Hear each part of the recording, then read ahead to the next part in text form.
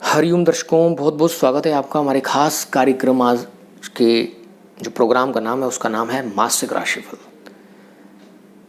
1 जुलाई 2020 से 31 जुलाई 2020 तक का समय वृषभ लगन वृषभ राशि के जातक जातिकाओं के लिए कैसा रहने वाला है। दोबारा से सुन लीजिए मैं क्या कह रहा हूँ, एक बार दोबारा से। वृषभ लगन वृषभ राशि के जातक, ये वीडियो सिर्फ उन लोगों के लिए है और ख़ास तौर से जो आपको यहाँ पर बताया जा रहा है वह लग्न पर आधारित है। आपका अगर वृषभ लगन है तो यह आप पर 80 से 85% तक प्रभावी हो सकता है और यदि आपकी वृषभ राशि है तो 60 से 80% के बीच में यह प्रभावी हो सकती है। चलिए दर्शकों, कार्यक्रम शुरू करने से पहले एक जरूरी सूचना, यदि आप हमारे चैनल पर पहली बार आए हैं या फिर आपने अभी तक हमारे चैनल को सब्सक्राइब नहीं किया है तो तुरंत ही हमारे चैनल को सब्सक्राइब करें। घर बैठे ज्ञानवर्धक जानकारी प्राप्त करने के लिए घंटी के बटन को जरूर दबाएं।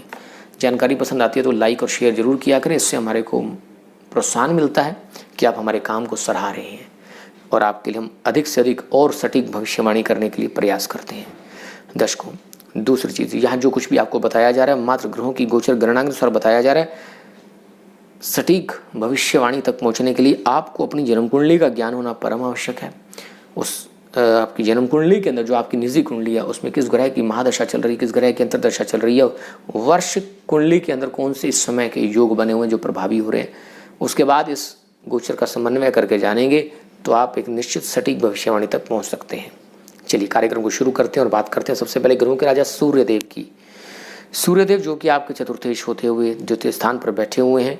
और यहाँ पर एक बात और बताना चाहूँगा कि 1 जुलाई से 16 जुलाई तक मिथुन राशि में रहेंगे, यानी कि जो आपके सेकंड हाउस में रहेंगे। कहीं ना कहीं धन को लेकर आपको लाभ मिलने का योग बनता है, बचत आपकी बढ़ सकती है। सरकारी क्षेत्रों से, पिता से, सीनियर से, बॉस से आपके धन में वृद्धि हो सकती है। इसके साथ आपको एक सावधानी भी रखनी होगी। क्या सावधानी ये रखनी है कि अपनी पुरुष अपनी बाईं आंख का और स्त्रियां अपनी, माफी चाहूँगा, पुरुष अपनी दाईं आंख का और स्त्रियां अपनी बाईं आंख का थोड़ा सा ध्यान रखें, कुछ एलर्जी वगैरह होने का योग बन सकता है। चलिए दर्शकों, बात करते हैं 16 जुलाई से लेकर। और हाँ, एक बात और भी बता दूं, इस समय में वाणी के अंदर आपकी एक ओज होगा। अहंकार की भाषा का प्रयोग करके आप थोड़ा सा रिलेशनशिप अपनी स्पॉइल ना कर लें, इस बात का ध्यान रखना। अब बात करते हैं 16 जुलाई से लेकर 31 जुलाई तक।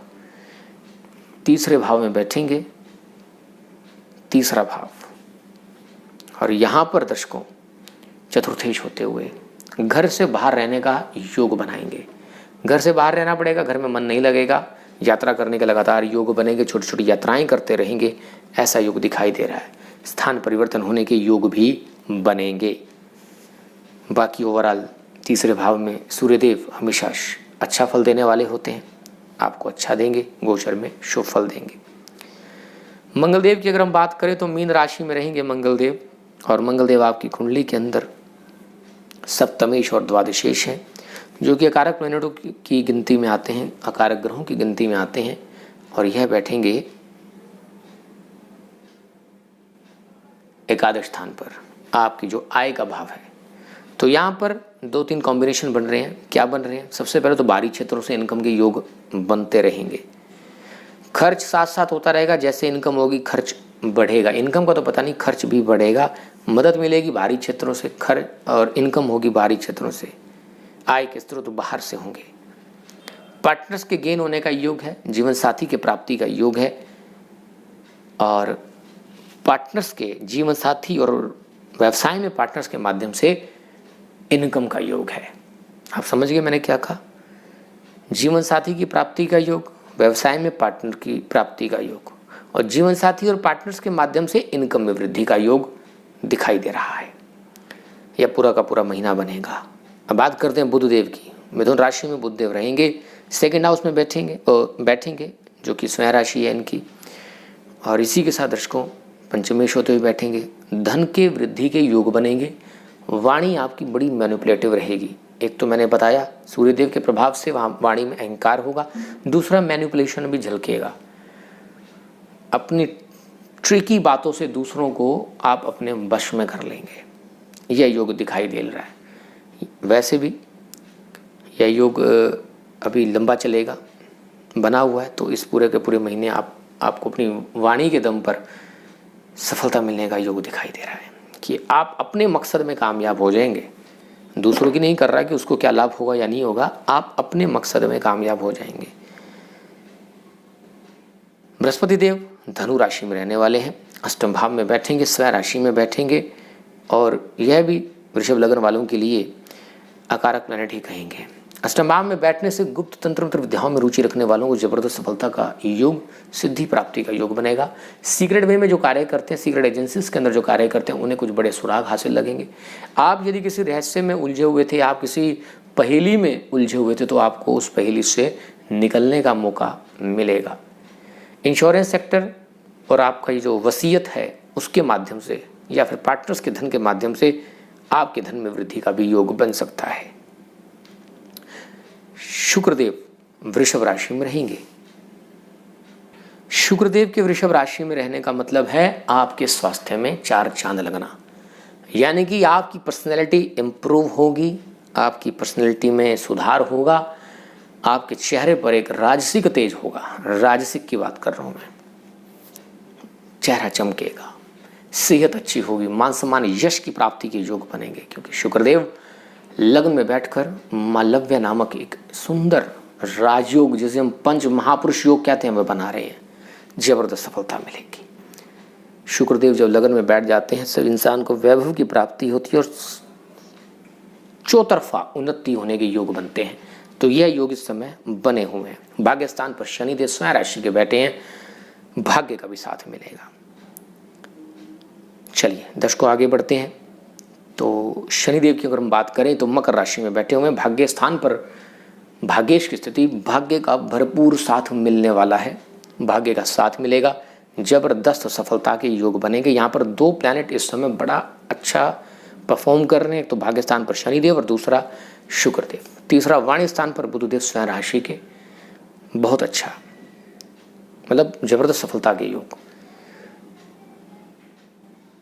राहुदेव मिथुन राशि में रहेंगे, तो भाषा आपकी मैनिपुलेटिव रहेगी, खाने से थोड़ी सेटिस्फेक्शन नहीं मिलेगी, मुंह का स्वाद थोड़ा सा बिगड़ने वाला रह सकता है, थोड़ा ध्यान रखें। केतु महाराज अष्टम भाव में बैठेंगे, पेट कमर के नीचे के अंगों में थोड़ा सा कोई दोष बना सकते हैं, रोग बना सकते हैं। अगर पहले से अगर आपको कुछ पेट कमर से नीचे के अंगों में दोष है तो वह थोड़ा बढ़ सकता है। चलिए दर्शकों अब बात करते हैं तिथियों के हिसाब से क्या रहने वाला है इस मास में आपके लिए।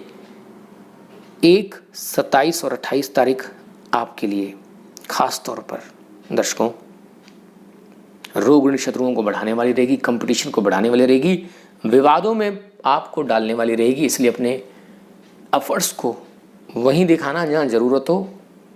एक्स्ट्रा एफर्ट दिखाने से विवाद हो सकते हैं।